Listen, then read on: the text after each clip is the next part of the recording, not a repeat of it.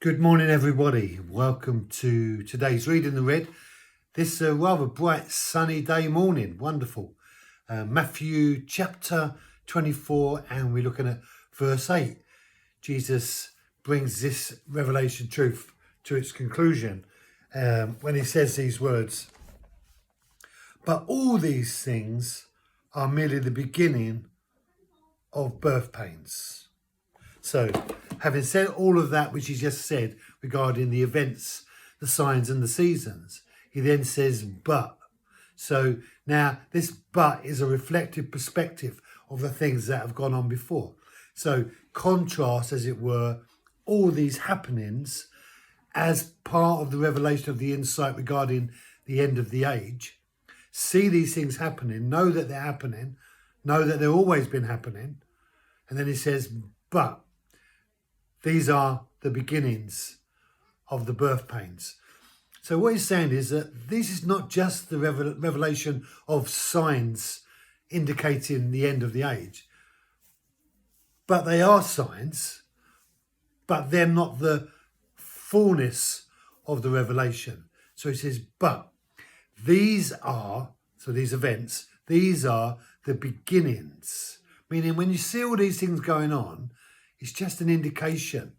Beware. Keep your ear attentive to what you're seeing, because they are going to draw us into a closer understanding of these revelations.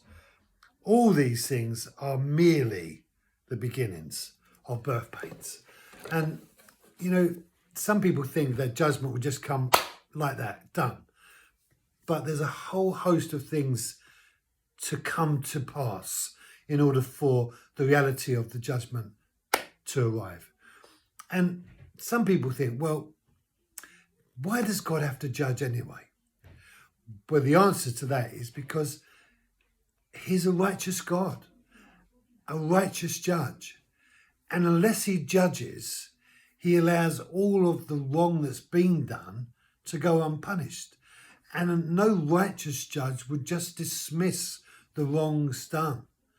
And the fact is that those who have committed these evils and are unwilling to repent, they wouldn't want to be in the presence of God in the eternal place, because their whole demeanor, everything about them, has rejected everything that God represents.